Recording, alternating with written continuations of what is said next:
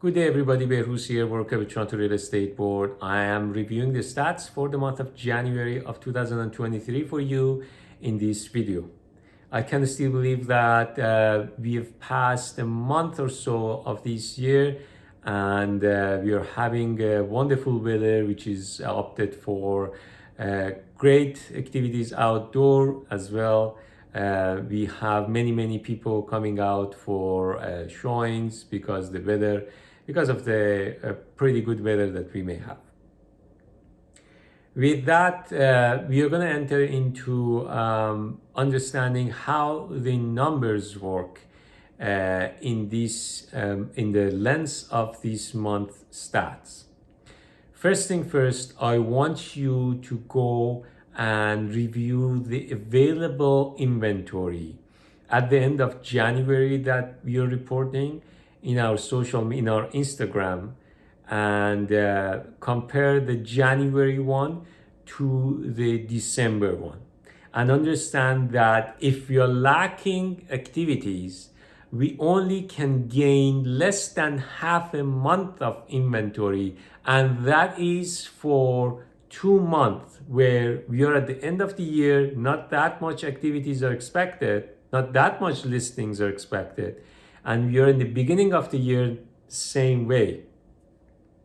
So understand how we can accumulate inventory based on these 2 months. A take for you here when you're reviewing that number is that half a month of inventory almost added to the whole Toronto GTA. And that is because of two things. One is that whether people are in rush to sell. Second is that it's a suppressed market for buyers to come out and buy such a thing.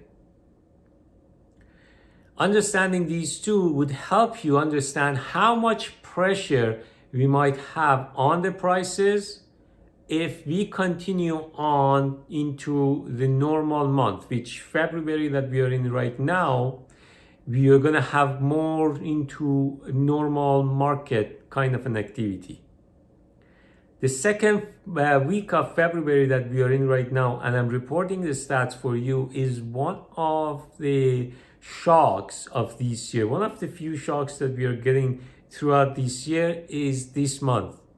We do have multiple offers coming back, and that is a result of low number of inventory and the buyer's confidence in the market that's coming back.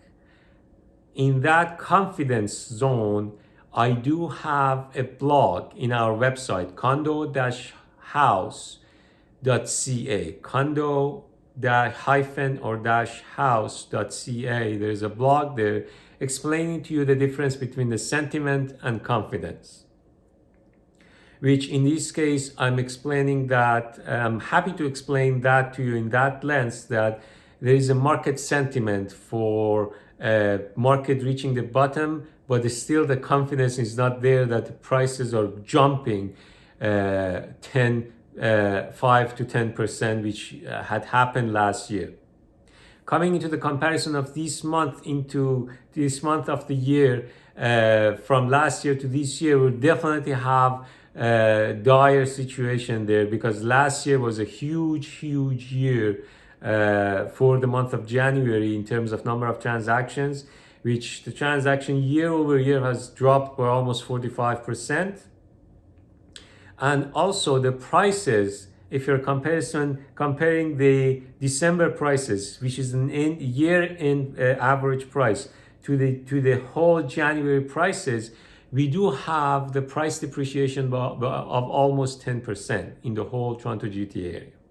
So more or less we are in the correction zone, but number of activities that's the result of low number of inventories, low number of new listings, and accumulated or a pent-up demand over the past few months is resulted into almost 10% price correction. And in the February, we are going to have less of that. In March, we are going to have less of what we are going to see in February. And April is going to be a good indication of how the market is going to react. What I'm trying to get at is to tell you that it is hard to make a sense of this market.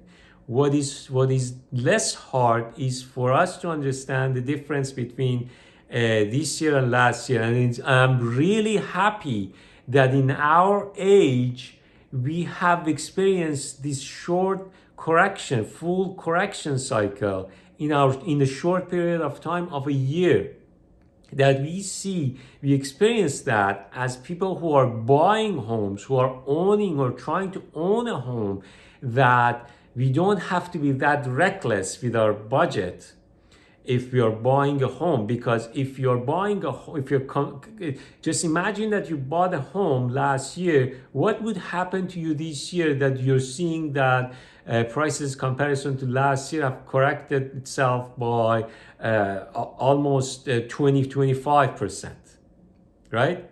Which is in these cases, actual number is close to 14%. But what I'm trying to get at is that imagine that over the course of your ownership, you understand that, oh, the market can correct. So the housing market cannot appreciate all the time, and we do have a correction in that. So you should be happy right now when you're viewing this video, to understand that the correction can happen in the real estate market as well.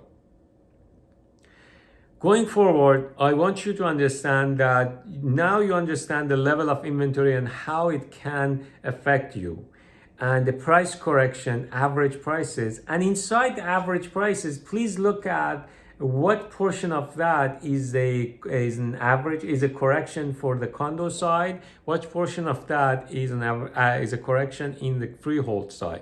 We do have it in our Instagram channel as two sides, one on the right side, one on the left side.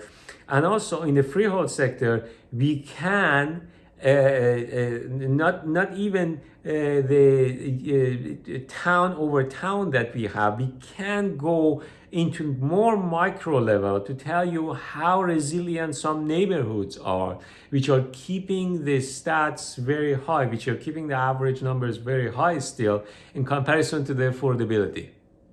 And that is a good segue to talk about the affordability.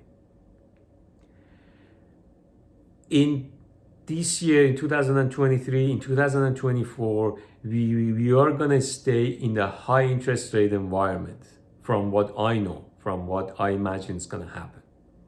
Affordability is an issue. We do have low level of inventory right now in the resale market, but we do have a challenge to get into building homes for people who are coming into this region. Yes, for you as homeowners, it's good news. Your property is always appreciating. For you as buyers, it is also a sign that somehow you have to put aside your judgments. You have to take off the hat of being an economist, because we are not economists. Us realtors, we are reporting. We are not economists. We cannot predict the future of the market. You as buyers also have to put aside that hat and understand that the major playing factor in the prices in this region is the supply and demand. And for as long as we cannot provide housing and in proper areas, in areas inside the business sectors, business generating sectors, business generating regions of this whole Toronto GTA, we are still seeing a pressure on the prices in the GTA. But affordability is another thing. We have to be wary of affordability and how it plays out in the future. Are you seeing as a buyer that your income is going to appreciate 10-20%? If that's so, you have to understand that the property price is going to appreciate to the same level or even more. And by that, I mean that you have to understand the dynamic. You have to talk to people in the sector who's on a daily basis are transacting in this market, in the tight market that we are in right now, and put aside that hat and be reasonable in understanding that your job, your main purpose should be to have a roof over your head at a lower cost than renting, or even when you're comparing the rents to the prices, to the mortgage payments, you're still saving because you're depreciating a mortgage.